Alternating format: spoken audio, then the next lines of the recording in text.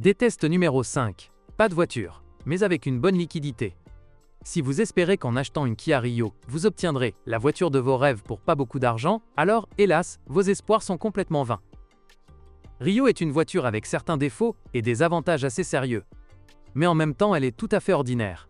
Même les propriétaires entièrement satisfaits de leur voiture, fidèles au modèle et l'évaluant de manière plus que positive, écrivent ouvertement. Elle n'a pas et n'aura jamais de caractéristiques époustouflantes. Pas de voiture. Strictement pour passer du point A au point B.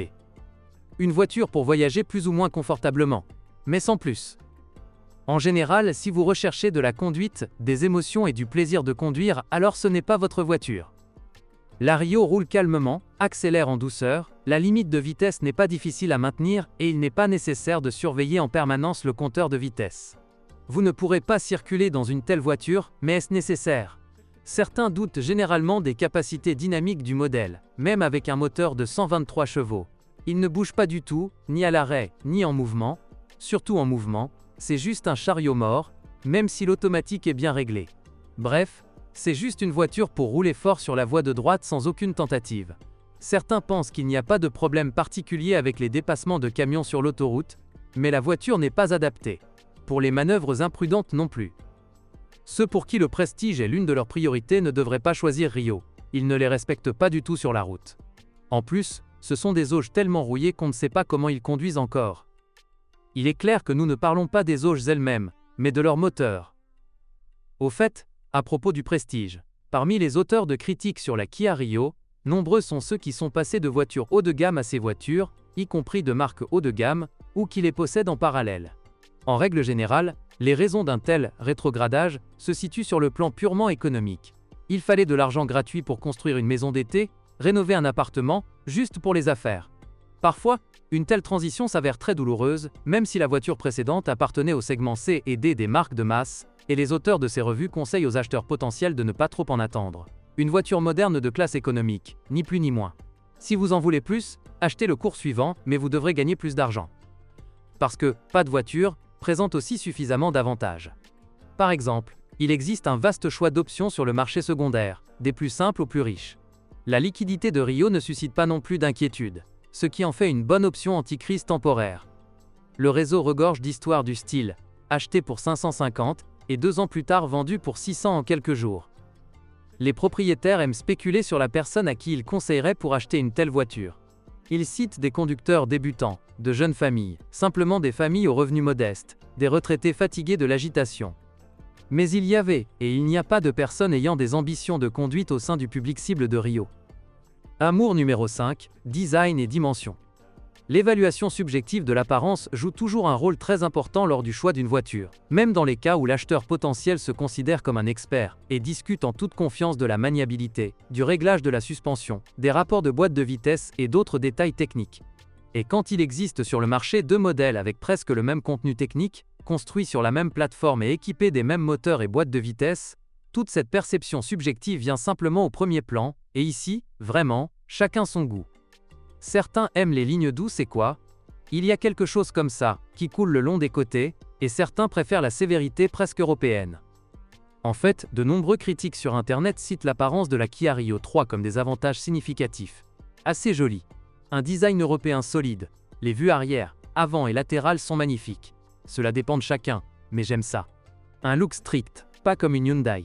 Par ailleurs, les auteurs de la revue notent la présence de DRL, de belles optiques à lentilles et de jolis feux arrière. En même temps, les dimensions correspondent parfaitement au statut de citadine. Il est plus facile pour une voiture compacte de se faufiler dans la foule des embouteillages urbains, il lui est plus facile de trouver une place de parking, et tout ça est très important dans les mégalopoles, et simplement dans les grandes villes.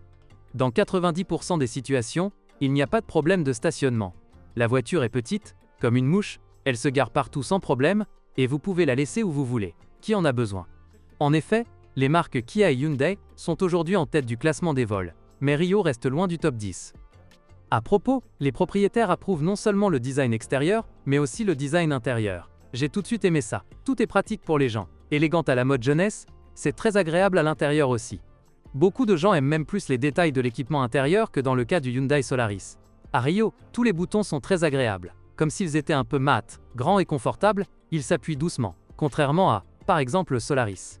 Là, ils sont en quelque sorte petits, avec une dépression, comme s'ils devaient être pressés uniquement avec le petit doigt, en le poussant dans ce trou. Détest numéro 4. L'ergonomie, le plastique.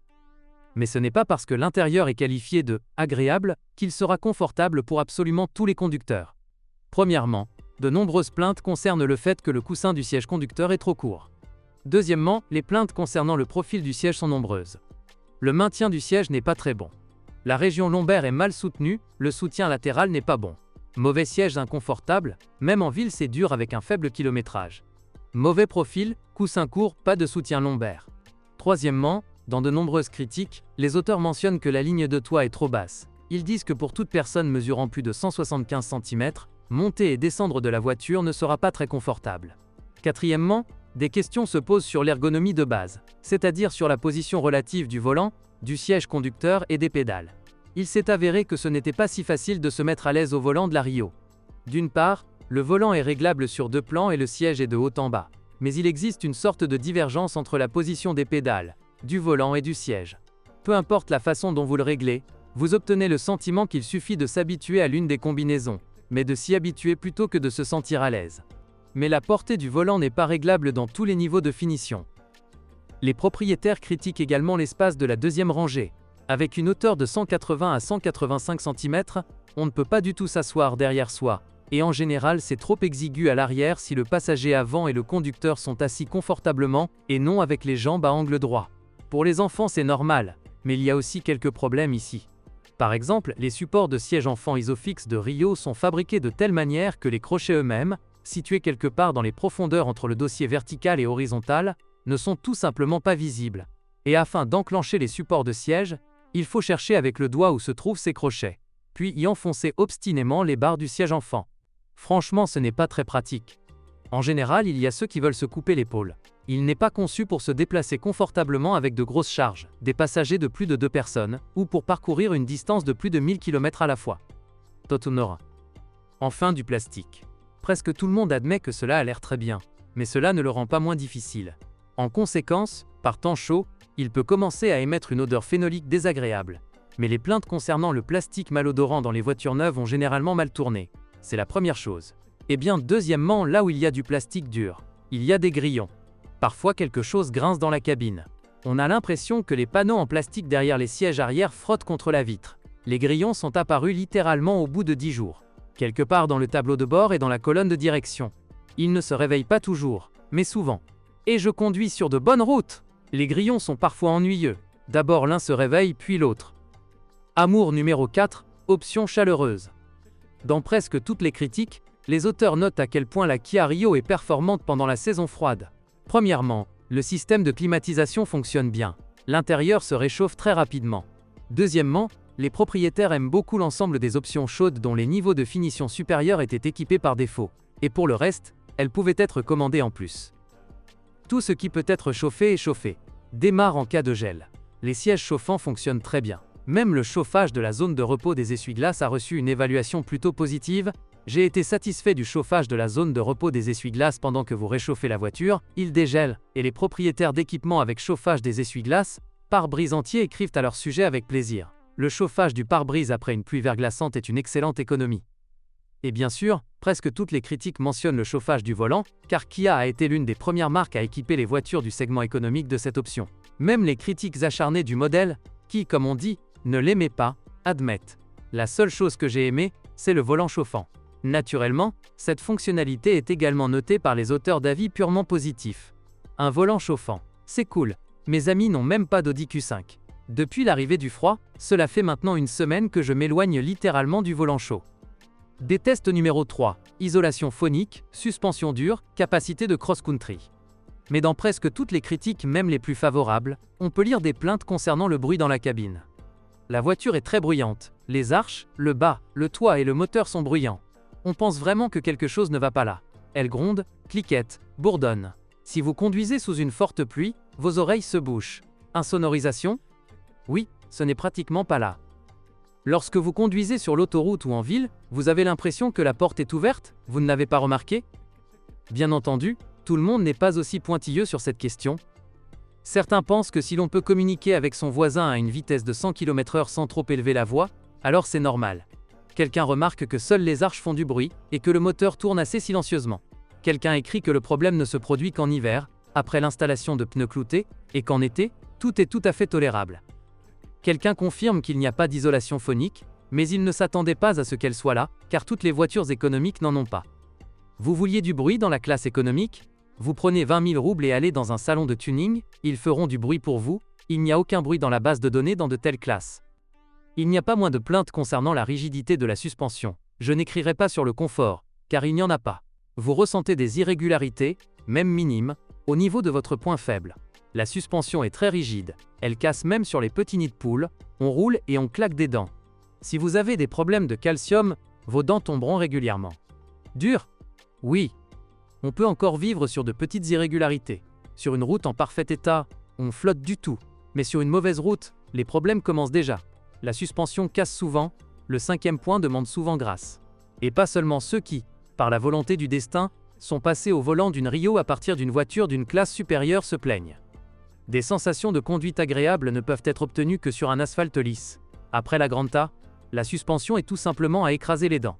C'est un peu dur, et en plus il y a des pannes à chaque trou du milieu. C'était beaucoup plus doux sur le neuf. En conséquence, les propriétaires qui doivent régulièrement rouler sur des niveleuses et des chemins de terre ne sont pas très contents. Mauvaise stabilité sur les chemins de terre, l'arrière de la voiture projette beaucoup. Souvent, si vous conduisez sur une mauvaise surface avec de petits nids de poules et des fissures, la voiture change de vitesse dans les virages.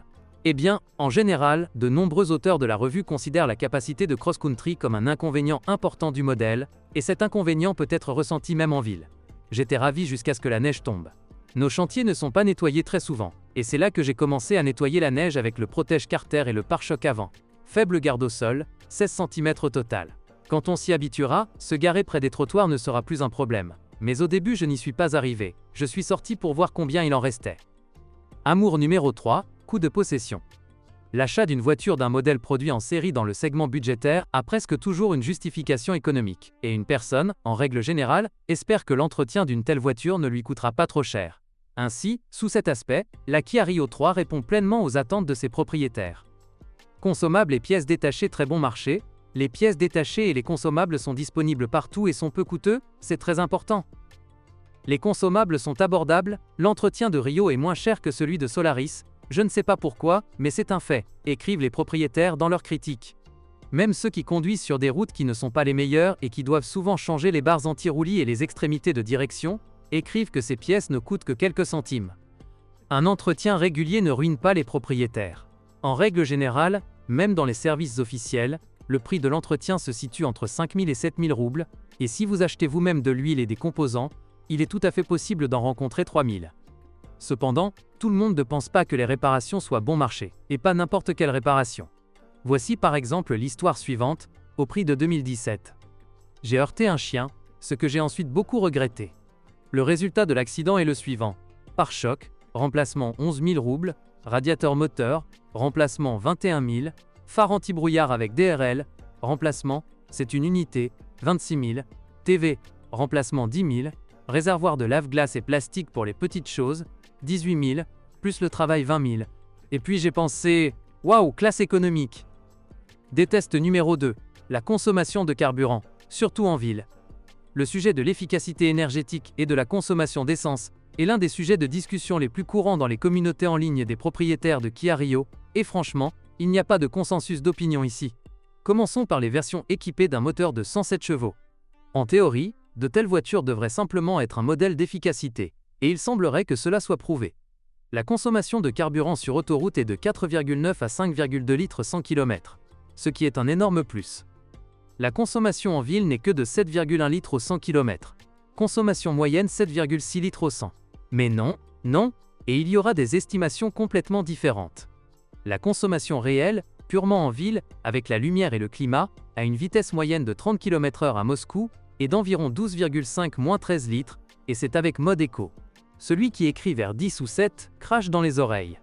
La consommation moyenne en ville est de 10 à 13 litres, la consommation sur autoroute est de 8 à 10 litres, la consommation est associée à une boîte de vitesse courte. Pour ceux qui sont techniquement avertis, je parle du rapport de démultiplication. Grâce à la boîte de vitesse courte, il y a une dynamique, mais, excusez-moi, lorsque vous conduisez sur autoroute à 120 km/h et que le contour est déjà à 4000 TR/min, alors une telle voiture ne peut pas être économique. À peu près le même écart est observé dans les avis des propriétaires de version 1,6 litres. Certains écrivent que leur consommation en ville reste au niveau de 8 à 9 L 100 km, sur autoroute elle tombe à 6 à 7 litres, même si cela, de l'avis de beaucoup, est encore trop, et ils s'y attendaient être moins. D'autres s'indignent ouvertement. Eh bien, quelle consommation? Comment serait-il possible de fabriquer un moteur qui, avec un volume de 1,6, consomme de 11 à 14 litres en ville et 9 sur autoroute? Je n'entreprendrai pas de juger qui est ici et quelle est la principale raison de la consommation élevée. Certaines caractéristiques techniques de voitures spécifiques ou simplement un style de conduite agressif pour lequel la Kia Rio n'est tout simplement pas conçue. Amour numéro 2. Praticité de l'intérieur et du coffre. La Kia Rio est devenue populaire précisément parce que cette voiture a été achetée comme voiture familiale. Une voiture familiale doit simplement être pratique. Et pour être pratique, cela signifie avoir un coffre grand et volumineux. Et en la matière, nous pouvons affirmer un ordre complet. Bien que dans de nombreuses critiques les auteurs qualifient le coffre d'énorme, en fait il est tout simplement assez grand. 480 litres de volume utilisable permettent vraiment beaucoup. Nous sommes allés en forêt et à la pêche il contient tout. Pour une famille avec un petit enfant c'est largement suffisant. Une poussette, quelques sacs et une valise avec des outils rentrent facilement. Et il y a encore de la place pour les sacs. Les propriétaires notent un couvercle bien équilibré qui s'ouvre et se ferme facilement, une niche pour une roue de secours pleine grandeur, et la présence de bandes velcro sur les côtés qui peuvent être utilisées pour sécuriser les conteneurs contenant des fluides techniques. Mais le plus important est que les sièges arrière peuvent être rabattus complètement ou dans un rapport 40/60, et que même des objets de 3,5 mètres de long peuvent être chargés dans le coffre. L'essentiel est que la cargaison transportée rentre dans la fenêtre assez étroite entre le coffre et l'habitacle. Mais même avec cette limitation, la voiture est capable d'embarquer beaucoup de choses. J'ai transporté des armoires plusieurs fois, même une armoire à 4 sections mesurant 225 par 160 cm, bien sûr, à l'état démonté. Et pourtant, il ne faut pas surestimer la capacité de l'intérieur et du coffre de la Kia Rio 3, ce n'est pas un hasard si de nombreux auteurs de critiques expliquent qu'ils ont vendu cette voiture uniquement parce qu'une famille nombreuse et des voyages réguliers à la campagne avaient besoin d'une voiture plus grande. L'un des propriétaires a parlé de l'espace dans l'habitacle. Si vous aimez étendre au maximum l'accordéon à boutons dans la voiture, ce n'est bien sûr pas votre cas. Mais si vous avez juste besoin de vous rendre confortablement du point A par Rokumeri au point B Timiker, c'est ici. Des tests numéro 1, comportement sur l'autoroute. Dans leur critique, la grande majorité des propriétaires de Kia Rio 3 qualifient cette voiture de purement urbaine. D'ailleurs, pas seulement une citadine mais une citadine idéale. La citadine idéale, idéale. Agilité, accélération, largeur, stationnement, consommation de carburant. Tout est tout simplement super. Il y a bien sûr quelques inconvénients. Par exemple, les rapports de démultiplication courts de la boîte de vitesse à 6 rapports obligent à tirer constamment sur le levier. Mais, voyez-vous, ce sont des choses mineures. D'autant plus que la moitié des ventes provenaient de 2 versions à pédales. Mais dans notre vie, la seule voiture de la famille, en règle générale, parvient rarement à passer tout le temps qui lui est imparti dans la même ville. Après tout, vous devez partir en vacances avec votre famille et rendre visite à des proches. En principe, Rio s'en sort assez bien. Mais, et c'est ici que surgit le plus gros, étrique sautrui. Le principal reproche des propriétaires à propos de la Rio 3 est qu'elle n'offre pas les meilleures performances sur piste. Premièrement, la voiture n'a pas toujours assez de puissance et de couple pour des dépassements en toute confiance, surtout à pleine charge. Quand la voiture est chargée de 4 passagers, elle accélère très tristement. Sur l'autoroute, il ne dépasse en toute confiance que lorsque vous êtes seul ou ensemble. Autrefois, nous étions 4 en voyage. Ici, on ressent déjà un manque de force et il faut être plus prudent. Mais ce n'est même pas l'essentiel. L'essentiel, ce sont les plaintes courantes concernant une forte diminution de la stabilité de la trajectoire à des vitesses supérieures à 100-120 km/h. Ici, les propriétaires sont littéralement unanimes. Vous ne monterez pas au-dessus de 110, car il y a un faisceau, et la voiture commence à parcourir toute l'autoroute. On l'attrape constamment pour ne pas s'envoler dans le fossé. À une vitesse de 120 à 130 km/h, la voiture décolle pratiquement et commence à chercher la route. Vous commencez à comprendre ce que vous conduisez et à réduire la vitesse. 100 km/h c'est normal, 110 c'est normal, mais je commence à prendre un peu la route. J'ai pêché sur un asphalte inégal. 130 la partie arrière commence à se balancer, et assez fortement, 140 l'arrière a commencé à se lancer tellement qu'il est à peine resté dans sa voie. D'ailleurs, pour que la tenue de route redevienne normale, il suffit simplement de réduire la vitesse. À des vitesses supérieures à 105-110 km/h, le volant s'affaiblit, le jeu est tout simplement énorme, et si on le tient simplement avec vos mains, la voiture bouge à gauche et à droite. Mais dès que vous ralentissez à 90 à 100, tout revient à la normale, la direction devient plus rigide, et la direction devient plus claire. Et il n'y a pas beaucoup de déclarations de ce genre, mais beaucoup. Ajoutez à cela la sensibilité aux vents latéraux, qui augmente fortement à grande vitesse. Il a très peur des vents latéraux, il jette la voiture, une fois que j'ai été déplacé sur le côté d'un demi-mètre, voire d'un mètre, et dans le voie venant en sens inverse, c'est bien qu'il y ait une certaine distance par rapport à la circulation venant en sens inverse, et j'ai réussi à revenir. Mais le vent peut aussi être d'origine artificielle, soufflé par les camions. C'est inconfortable de rouler à plus de 110 km/h. Et Ria n'aime vraiment pas l'orniérage longitudinal. En général, l'esprit collectif des propriétaires sur Internet s'accorde sur le fait que la vitesse maximale pour un déplacement sûr et confortable sur l'autoroute est de 110 à 120 km/h, plus vite fait déjà peur. Les propriétaires résument toutes ces circonstances comme suit. La Rio est une bonne voiture de ville, mais interurbaine, uniquement selon le code de la route. Si vous êtes amateur de conduite agressive, si vous aimez vous sentir en confiance sur piste, si vous conduisez constamment une voiture chargée, alors cette option n'est clairement pas pour vous. Amour numéro 1, la fiabilité. Eh bien, les propriétaires considèrent que le principal avantage de la Kia Rio 3 est la fiabilité et la simplicité de ce modèle. Dans un grand nombre de critiques, vous pouvez trouver une mention selon laquelle pendant toutes les années de possession, il n'y a eu aucune panne grave, et que toutes les dépenses ont été réduites à l'entretien programmé avec changement d'huile et de filtre et, si nécessaire, au remplacement des courroies, bougies d'allumage, ampoules, jambes de force stabilisatrices et conseils de direction. Aujourd'hui, j'ai eu un diagnostic, les spécialistes l'ont regardé, touché, tiré et ont dit « Rentrez chez vous, il ne voulait même pas changer les bougies ». Je n'ai jamais eu quelque chose de pareil avec les voitures précédentes, j'ai toujours dû faire quelque chose. Changer les rotules, puis les jambes de force, puis les fuites d'huile, puis le moteur souffre. Il n'y a pas de brûleur à fioul, même après 300 000 km, les jambes de force ont vécu à Moscou depuis le showroom jusqu'à nos jours. Je n'ai jamais eu une voiture aussi sans problème. En 130 000 km, seul le galet tendeur de courroie s'est cassé, admirent les auteurs des critiques.